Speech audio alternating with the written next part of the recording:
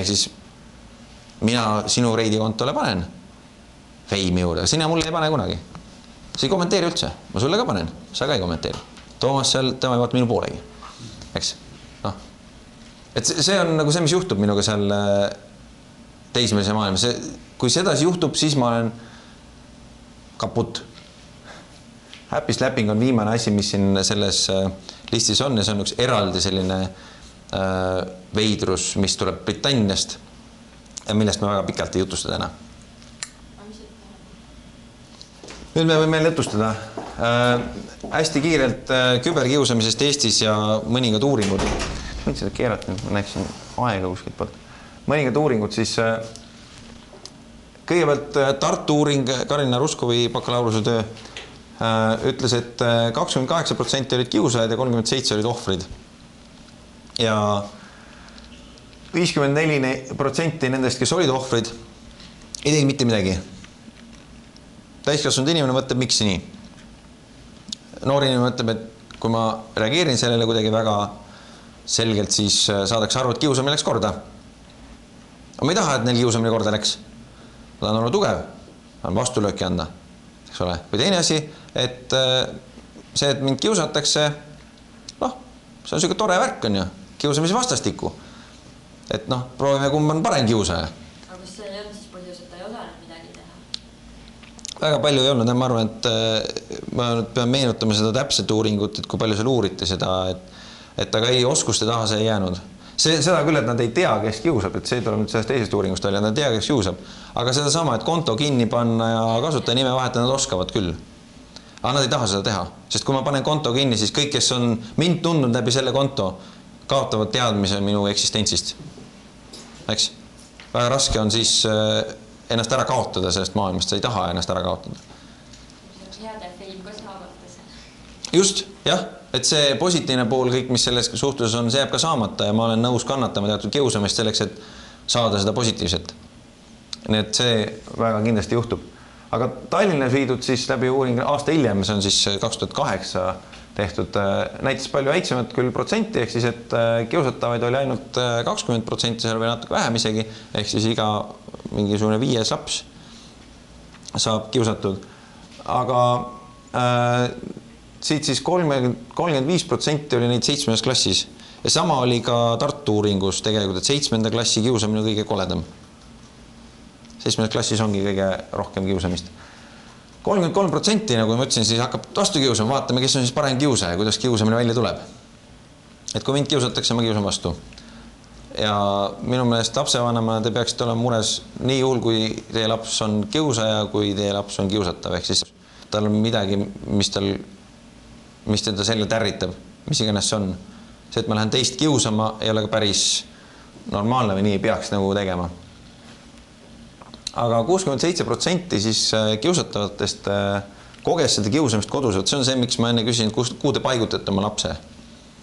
Et kui te paigutate lapse koju, siis üldjuhtumil te paigutate teda ruumi ja see ruum ongi turvaline. Ja te ei mõtle iga kord selle peale, et see laps võib saada kodus kiusatud. Sest seal ei käi teil parasjagu ühtegi sõpra külas ei ole, eks ole.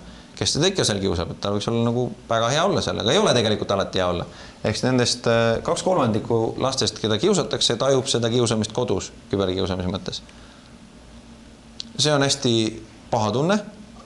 Ma loodan, et teil kellelgi ei ole mingi mugav tunne, aga minul on selle juures hästi vastik tunne, et ma ei oska kuidagi otseselt teile öelda, mis selle tunde vastu ette võtta, et kodu ei ole enam turvaline koht.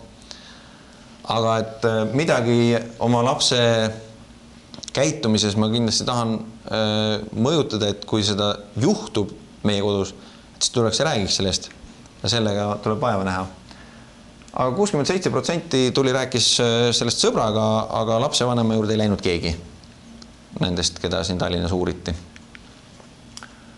Räägime edasi kiusamisest ka natuke lõpupoole veel, aga kiirelt räägime ära sihukese asja nagu väärkohtlemine ja tuleme Laura Chappelli juurde tagasi. Ma ütlesin, et Laura Chappell oli see inimene, kes andis mulle inspiratsiooni tulla teiega rääkima siia täna. Ja ma alustasin seda rääkimist siin aasta aega tagasi.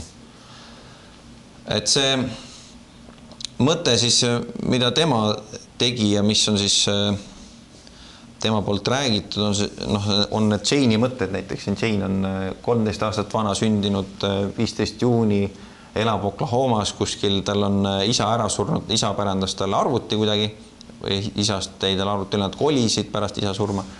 Tal on niisugused parimad sõbrad nagu Jennifer ja Missy ja Candy ja just sõbrad on tal olemas. Ja siis ta plaanib MySpace'i lehekülge teha kohe. Ja talle meeldivad mingisugust sorti muusika meeldib ja siis talle meeldivad koerad ja lugemine meeldib ja siis modelliks või disaineriks tahab ka saada, mis ei ole ka võib-olla väga eriline unistus, et selliseid tüdrukuid vast on. Ja talle ei meeldi mõningad asjad ja ma arvan, et see, et klassijuhataja ei meeldi mõnele tüdrukule on täitsa normaalne ja et oma vend ei meeldi ja see isa ära suri ja roheline toitumine ka ei meeldi, mis iganes põhjus. Et see on siis tema selline kirjeldus ja nii kehvasti, kui seda ka näha on, siis Jane'i ei ole tegelikult olemas. Selle Laura Chappelli tegevus seisnebki selles, et ta mängib koos ühe oma sõbrannaga neid Jane'e või siis Jennifer'e või mingisuguseid muid tüdrukuid veebis. Mängib seda praktiliselt 24 tundi ööpäevas. Ja siis nad vahetavad kuidagi, kui tema läheb offline, siis sõbranna võtab üle. Nad on teinud selle profiili, nii nagu te nägite. Jane on see profiil. Nad on kokku leppinud, mis selle Jane'i omadused on, milline ta on. Ja nad proovivad olla kogu aeg online'is, nad proovivad kogu aeg suhelda kõigi, kes tahavad suhelda. Miks nad seda teevad? On teil mingi arvamus, miks nad seda teevad? Miks nad tahavad sellist asja teha? Täiskasvanud inimesed. Laura Chappell on väga-väga hea ekspert võrguturbe alal. Ta kindlasti teenib palka millegi muuga, et see talle tööd ja leiba ei paku, see on puhas niisugune vabatahtlik tegevus väljaspool tema tööaega. Kuidas? Otsin muidugi, jah. Ehk siis see on üks näide sellest, kuidas ta seda on teinud. Ehk siis antud juhtum meil on siis kasutaja nimi on CoolKimmi13, kes logis sisse ühte veebi ja CoolKimmi13 oli jututuppa sisse loginud, jututuppa tuli teada, et CoolKimmi13 logis sisse, kõik vaikus on ju. Peale seda tuli sellele CoolKimmile 6 minuti jooksul 7 privaatset suhtlust, kus keegi üritas temaga rääkida seksuaalsetel teemadel. Erineval viisil, eks ole, et kas ta juba masturbeerib ja kas ta mehe suguelundid on saanud katsuda kõike muud sellist, aga erineval viisil väga agressiivselt ja väga kiirelt. Ja ilma, et ta oleks midagi tegelikult selles jututoas ju öelnud. Ta ei olnud ühtegi sõna enda kohta, enda huvide kohta, miks ta sinna tuli, ta lihtsalt logis sisse sinna. Ja see lihtsalt näitab seda intensiivsust ja näitab seda hulka inimesi, kes on olemas, ei näitagi midagi muud, et ta ei ütle, et kui teie laps kuskile satub, et kindlasti on neid nii palju või et kui äkki midagi sellist. Ja ma tahan öelda, et need, kes niimoodi tekivad, ei ole ka need kõige targemad ja kõige ohtlikumad tegelased. Neil on võib-olla see sama kiire eneseväljendus ongi nagu rahulduseks piisav. Aga on need, kes on siis oluliselt targemad oma suhtluses ja mõnda neist te kindlasti olete kuulnud. Kus saadakse lapsega jutule? Kui ma olen pedofiil, et kus ma lapse leian, keda ahistama hakata. Pedofiilia üldse on, ma loodan kõigile tuntud termin. Keegi oskab öelda, mis asi on pedofiilia?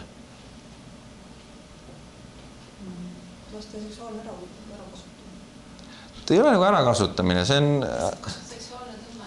Just, et neil on nagu selline soodumus, et neile meeldib laps seksuaalselt. Nad tahavad saada seksuaalvahekorda lapsega. Mis iganes see põhjus on, et see on kuskil siin ajus. Ja see on seal kinni ja see kuidagi ei lähe sealt ära.